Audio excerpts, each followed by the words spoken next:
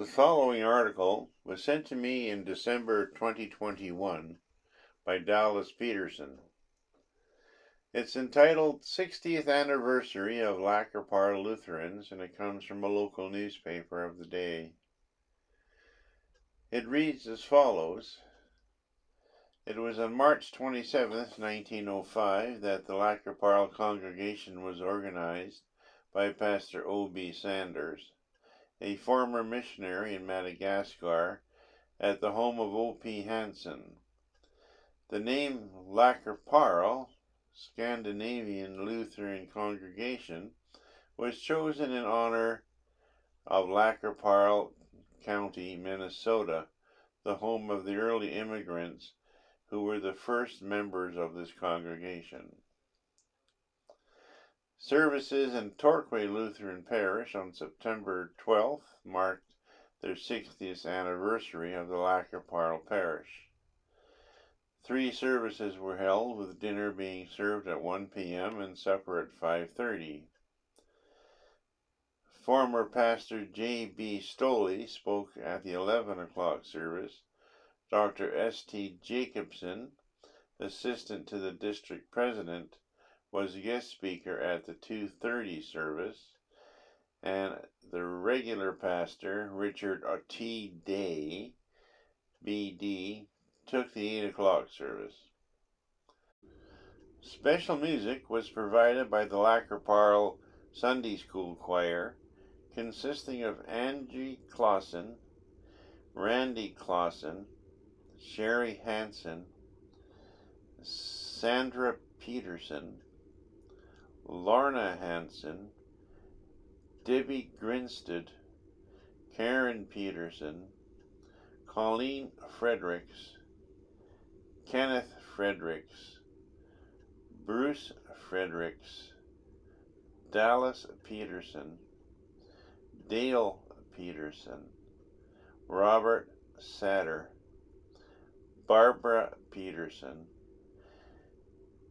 Arvid Peterson, Darlene Hansen, Elaine Peterson, Verna Peterson, Joyce Peterson,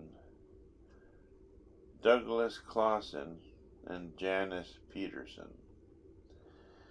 Double duets were rendered by Valerie Peterson, Audrey Peterson, Beverly Satter, and Carol Hansen. Violet Hansen served as the organist. Telegrams of congratulations were sent by former pastors Reverend A. K. Haugen, who served from 1939 to 1944, Reverend O. Henry Haugen, who served from 1944 to 1945, and Reverend V. Haas, who served from 1957 to 1958.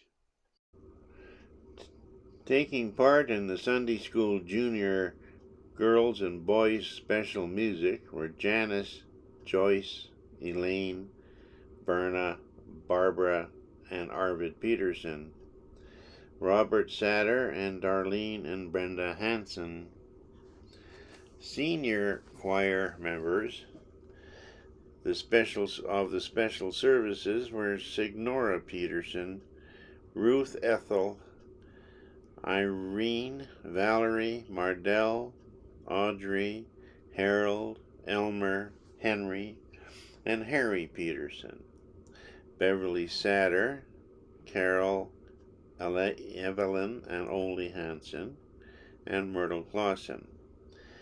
Names of the present members of the congregation recall some of the first families who were received into the congregation in 1905. Some of the earliest members were the families of H.J. Flotta, Peter Fostro, C.E. Kittleson, Newt Olson, O.P. Hansen, O.T. Dahl, H.J. Shelsted, Hans Peter Peterson, Abram Hansen, S. Bildwertson, Ole Hofsted, T.T. Lee, E. Verpy, K.P. Ufsty, John Halverson, and Burr Anderson.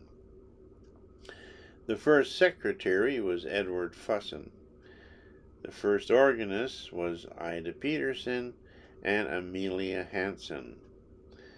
First choir director was Paul Ufsty.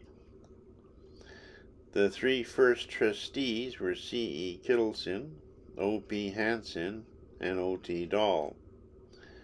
The first wedding recorded was in 1908 between Seaver Stuflaten and Tracy Johnson.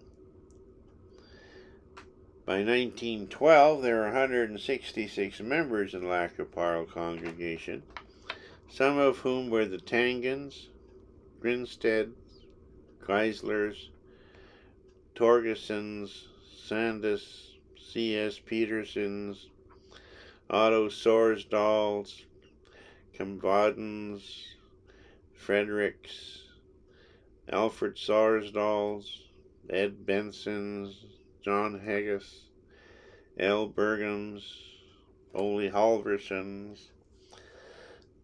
Satters, B. Hansens, Clevens, T. Ness, Waldals, S. Holtz, L. Johnson, N. Nelson, Stu Flattens, O. Fostens, Swords, and Slutsfees.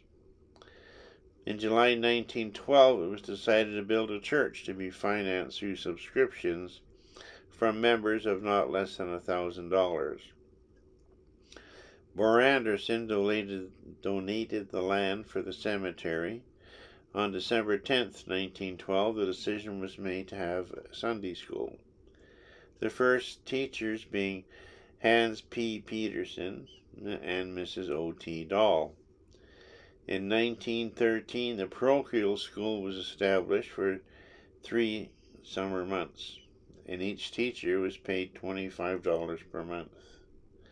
In 1915, construction was completed at Lac Qui Parle Church as it stands today.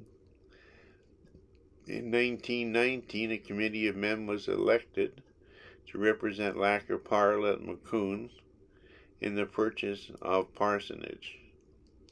The congregation remained a member of the Macon parish until 1921, when it joined the Torquay parish. Today, Lac Qui Parle congregation is in the northernmost point of Torquay parish. Her steeple stands as a beacon of faith to the surrounding countryside, which he has been serving so faithfully for 60 years, a living witness of God's work in our midst.